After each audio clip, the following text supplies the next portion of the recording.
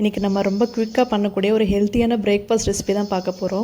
முடக்கத்தான் கீரை தோசை. முடக்கத்தான் கீரை தோசை இப்போ எப்படி பண்ணலான்னு பார்க்கலாம். இப்போ பார்த்திங்கன்னா நான் முடக்கத்தான் கீரையை இந்த மாதிரி இலையை மட்டும் உரித்து வச்சுருக்கேன். ரொம்ப மைன்யூட்டாக எடுக்கணுன்ற அவசியம் இல்லை. எதுலாம் பெரிய பெரிய தண்டாக இருக்கோ, கொஞ்சம் கனமாக இருக்கோ அதை மட்டும் எடுத்துடலாம்.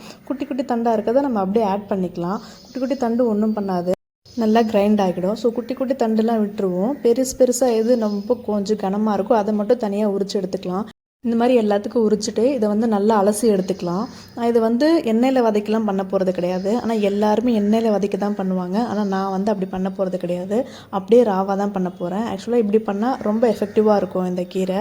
ஸோ நான் எண்ணெயில் எதுவுமே வதக்கலை. இப்போ பார்த்திங்கன்னா நல்லா அலசி மிக்ஸி ஜாரில் ஆட் பண்ணிவிட்டு இது கூடவே கொஞ்சமாக இஞ்சி, ரொம்ப போடணும்னு சொல்லி கொஞ்சமாக இஞ்சி, ஒரு பச்சை மிளகா கண்டிப்பாக ஆப்ஷனல் தான், உங்களுக்கு வேணுன்னா போட்டுக்கலாம்.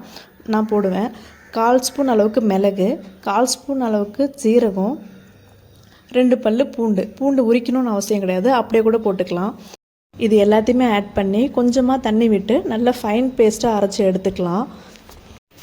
நார்மலாக நான் இப்படி தான் பண்ணுவேன். எப்போவுமே நான் இந்த மாதிரி தான் ராவாக இந்த மாதிரி கிரைண்ட் பண்ணி அப்படியே மாவில் ஆட் பண்ணி தான் தோசை சுடுவேன். ரொம்பவே நல்லாயிருக்கும்.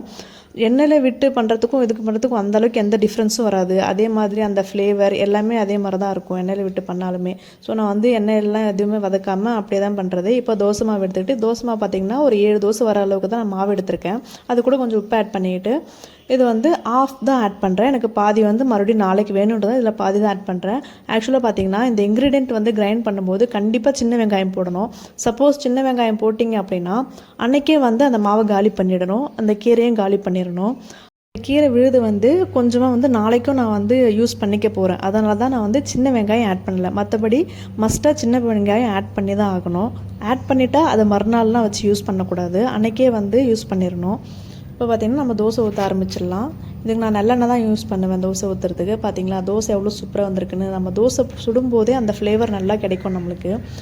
தோசை ஊற்றும்போது மாவு கொஞ்சம் கெட்டியாக இல்லாமல் கொஞ்சம் இலைகளை எடுத்துக்கிட்டிங்க அப்படின்னா அந்த பதம் தோசை ஊற்றுறதுக்கு ரொம்பவே சூப்பராக வரும்.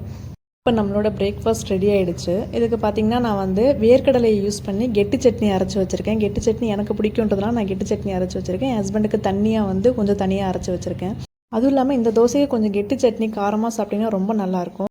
கூடவே கருவேப்பிலை பொடியும் வச்சுக்கலாம். இந்த பொடியோட ரெசிபி ஆல்ரெடி என் சேனலில் போஸ்ட் பண்ணியிருக்கேன். கண்டிப்பாக நீங்களும் ட்ரை பண்ணி பாருங்கள்.